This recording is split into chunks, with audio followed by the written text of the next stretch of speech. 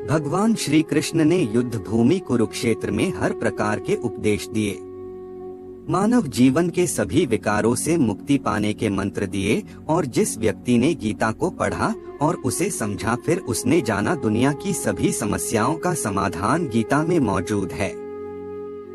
आपके अंदर कोई भी शंका हो, उसका उत्तर आपको भागवत गीता में मिल जाएगा। इससे कोई फर्क नहीं पड़ता कि आपकी समस्या क्या है। इसी तरह से भगवान श्री कृष्ण ने अर्जुन को मोक्ष पाने के कई सारे द्वार बताए। ध्यान योग, प्रेम योग, कर्म योग। आज मैं आपको बताऊंगा कि भगवान श्री कृष्ण ने अर्जुन को मोक्ष पाने का सबसे आसान और सरल तरीका कौन सा बताया है, जिस विधि से मनुष्य कितना भी पापी, कितना भी अधर्मी क्यों ना हो, मृत्यु के क्षण में वो तुरंत मोक्ष को प्राप्त हो सकता है।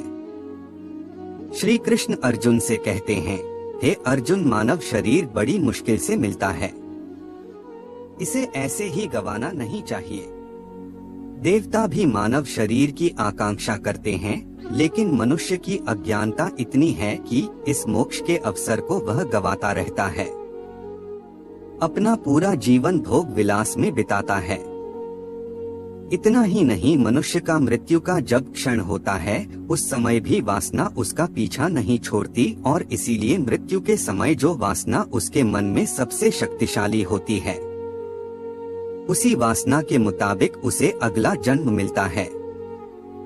दरअसल भगवान श्री कृष्ण द्वारा दी गई ये एक गुप्त विद्या है, ये एक मरने की विद्या है, और जो इस विद्या को जान लेते हैं, वह अपने जीवन में कितने ही पाती क्यों ना रहे हो, किंतु मृत्यु के समय इस विद्या का उपयोग करके वह उस परमात्मा का ध्यान करके मोक्ष को प्राप्त हो जाते हैं।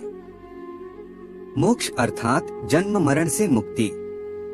फिर दोबारा वह इस पृथ्वी पर नहीं आते, पृथ्वी के अनेक सुख और दुखों से दूर आनंदमय हो जाते हैं।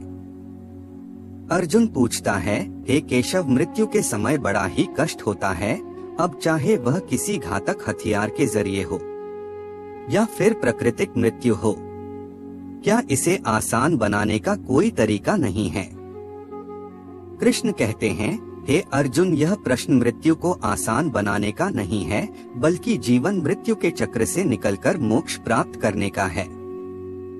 कृष्ण ने कहा, यदि व्यक्ति मृत्यु के समय मेरी बताई हुई विधि को अपनाएगा, तो वह सीधा मेरे परमधाम को प्राप्त हो जाएगा। अर्जुन ने पूछा, हे प्रभु, वह गोपनीय ज्ञान विधि क्या है? श्री कृष्ण जी कहते हैं, अपने प्राण त्यागते समय अपनी सभी इंद्रियों के द्वार को रोककर, अर्थात उन्हें वश में कर और अपने मन को अपने हृदय में स्थिर करके और अपने प्राण ऊर्जा को अपने मस्तिष्क में स्थापित करके उस परमात्मा का स्मरण करते हुए ओम मंत्र का उच्चारण करें।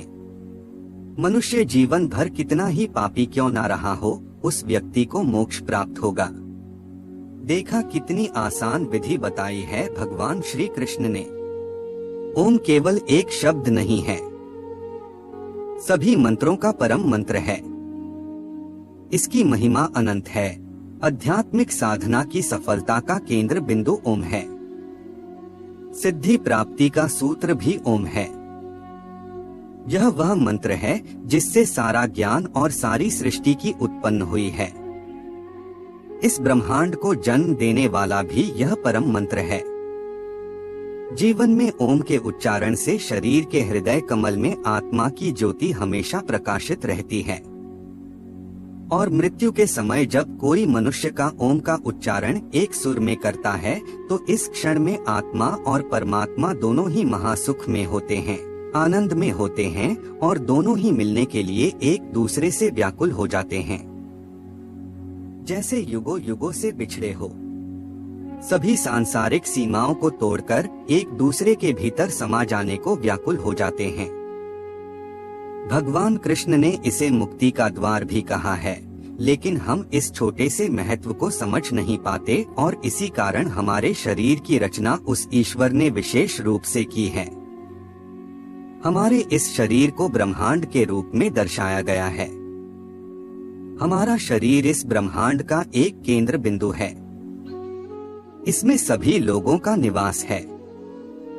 मानव शरीर में पैरों से नाभि तक भूलोक दर्शाया गया है।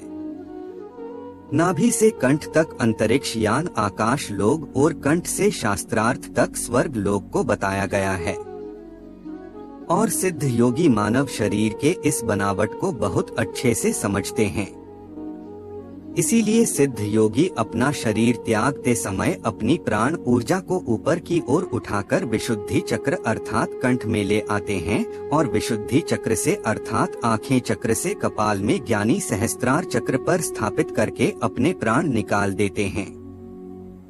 और हम साधारण इंसानों को इस विधि के बारे में कुछ नहीं पता होता और इसीलिए साधारण मनुष्य के प्राण दूसरे द्वार से निकलते हैं, ज्यादातर मूलाधार चक्र से। लेकिन ज्ञानी पुरुष की प्राण ऊर्जा सहस्त्रार चक्र से ही निकलती है। ज्ञानी पुरुष की मृत्यु के समय सहस्त्रार चक्र यानी उसके कपाल की तरफ से क्षतिग्रस्त हो जाता है और इसीलिए सनातन धर्म में मनुष्य की चिता जलाते समय उसकी कपाल पर दंडित से मारने की प्रथा चली आ रही है। ज्ञानी पुरुष के तो यह स्वतः ही हो जाता है, लेकिन हमारी प्रथा के अनुसार हम जबरदस्ती सहस्त्रार चक्र पर चोट करते हैं। लेकिन जबरदस्ती मोक्ष पाया नहीं जा सकता। देखिए भगवान श्री कृष्ण ने कितनी सुंदर व्याख्या की है। मनुष्य के जीवन में केवल 2 समय बड़े ही महत्वपूर्ण होते हैं, उसके जन्म का और दूसरा उसकी मृत्यु का समय। जो मृत्यु के समय अपने होश में रहकर ओम का ध्यान कर लेता है वह परमात्मा में विलीन हो जाता है। यह थी भगवान श्री कृष्ण द्वारा मोक्ष प्राप्ति की सबसे आसान विधि।